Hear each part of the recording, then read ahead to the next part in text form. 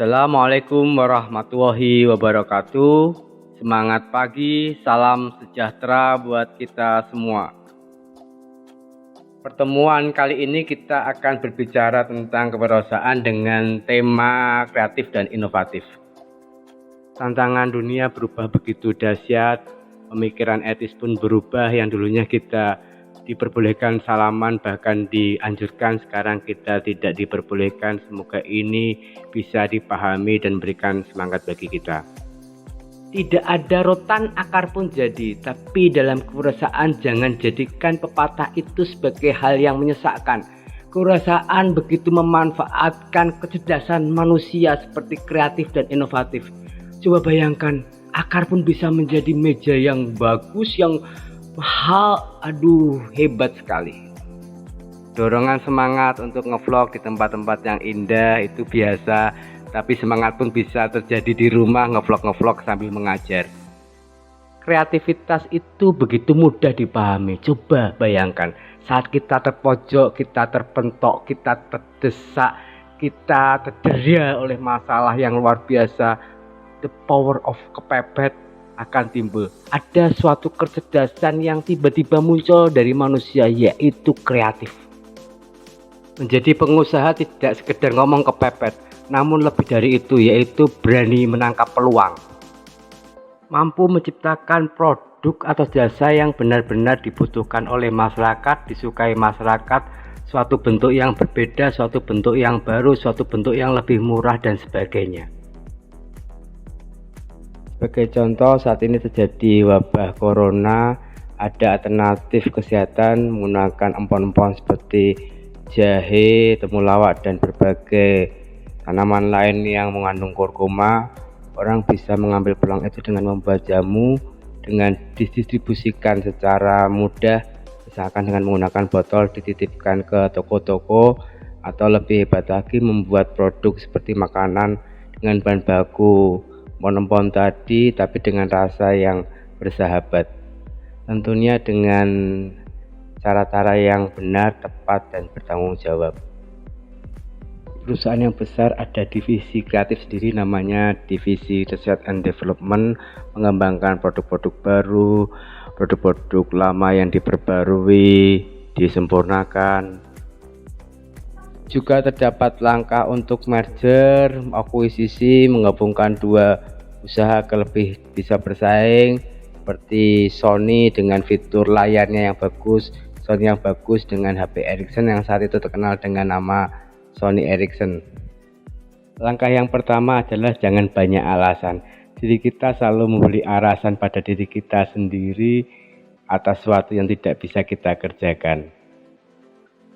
Lebih tepatnya, kita membenarkan diri sendiri atas sesuatu yang tidak bisa kita kerjakan.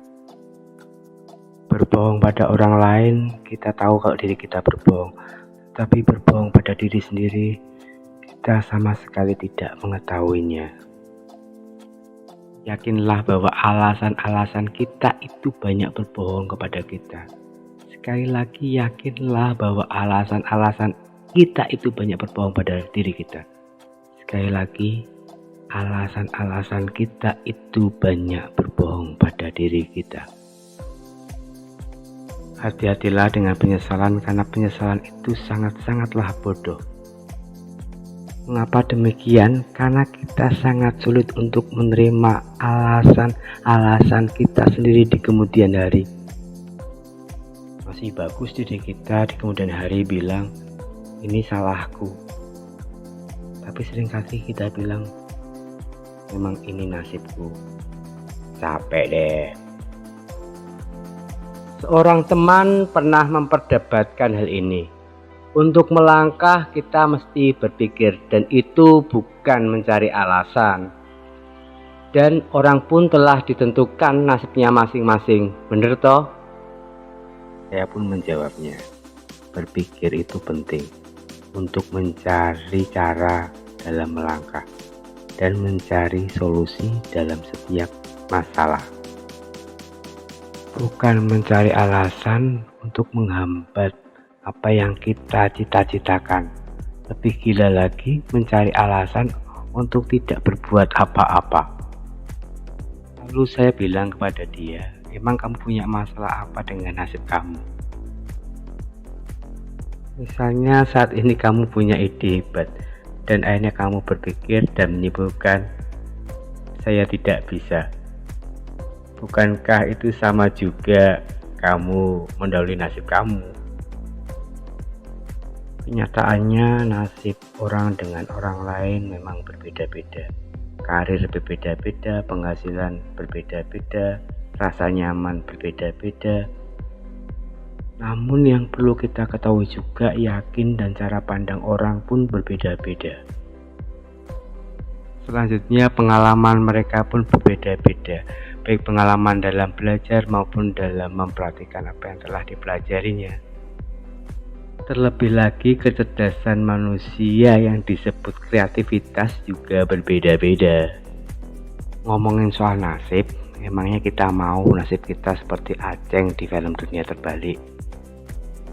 Mari kembali lagi kepada langkah pertama, yaitu jangan memberi alasan, jangan banyak alasan, karena alasan itu yang akan membunuh salah satu kecerdasan manusia, kreatif.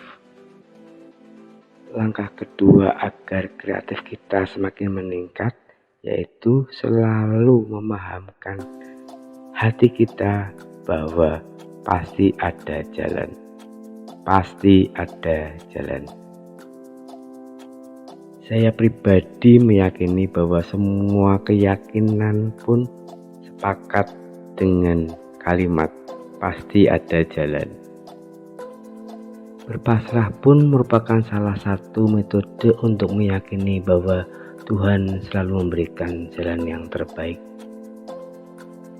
Saat Anda mulai meragukan kalimat itu, cara yang paling cepat adalah tegakkan badan Anda. Tegakkan badan Anda.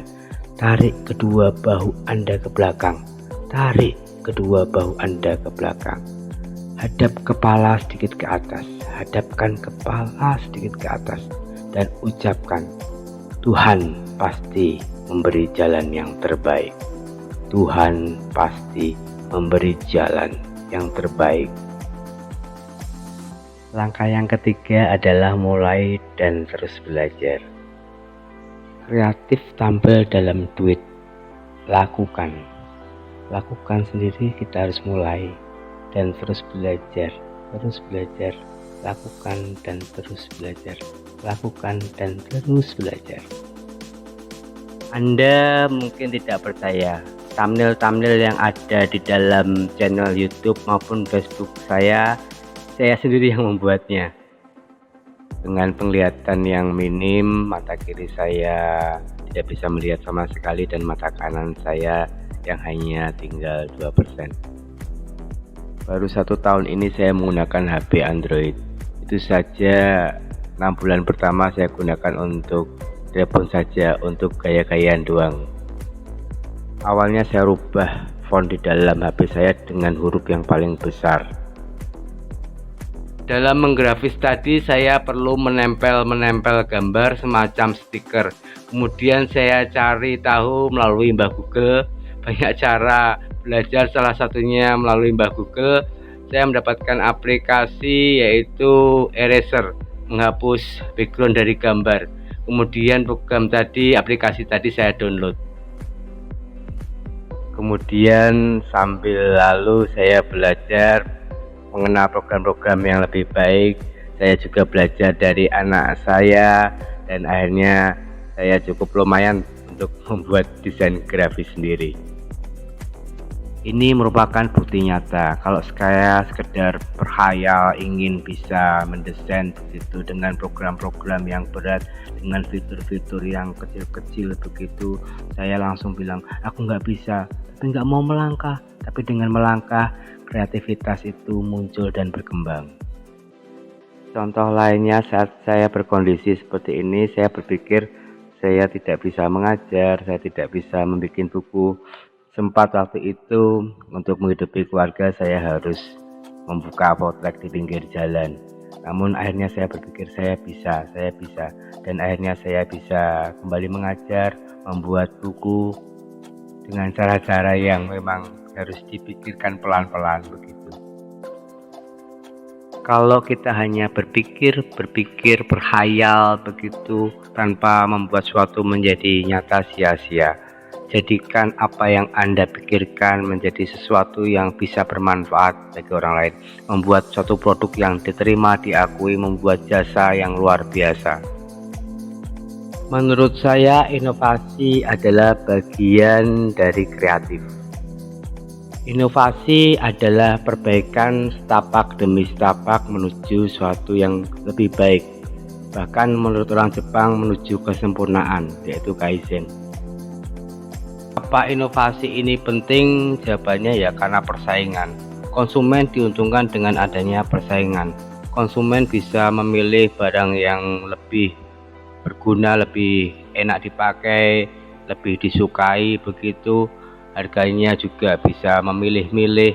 Oleh karena itu, perusahaan dituntut untuk bisa berpikir, bisa efisien menciptakan suatu produk dengan berpacu pada keinginan yang berubah-ubah dari konsumen. Inovasi juga dibutuhkan untuk mempertahankan bargaining power.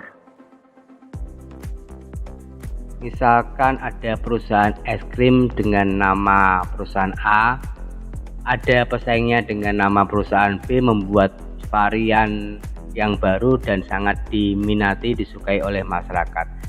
Perusahaan A berpikir untuk mempertahankan bargaining powernya. Ini kalau sampai varian tadi melonjak, nama perusahaan A akan tidak diindahkan lagi. Kemudian perusahaan melakukan terobosan membuat produk yang serupa dengan merespon selera masyarakat berkaitan dengan varian tadi, meluncurkan produk yang sama dengan sesuatu yang lebih diminati barangkali oleh konsumen. Inovasi juga dibutuhkan untuk mempertahankan pasar atau untuk merebut pasar perusahaan lain. Misalnya ada perusahaan A membuat produk makanan baru bernama cheesecake yang akhirnya diterima oleh masyarakat. Konsumennya begitu meluas, pasarnya menjadi besar. Ada perusahaan B yang menirunya dan melakukan inovasi membuat produk cheesecake lumer. Tentunya perusahaan A harus bisa merespon itu, menanggapinya, meniru perusahaan B membuat cheesecake lumer juga, namun dengan berbagai macam varian. Ada orang suka coklat, diberi coklat, ada orang suka kismis, diberi kismis, ada orang suka pisang, diberi rasa pisang, dan sebagainya. Terima kasih telah menyimak materi ini dengan seksama, semoga bermanfaat. Ada materi tambahan setelah ini bisa di screenshot untuk pembelajaran. Mohon maaf atas segala kesalahan, kata-kata yang salah. Terima kasih sekali lagi. Wassalamualaikum warahmatullahi wabarakatuh.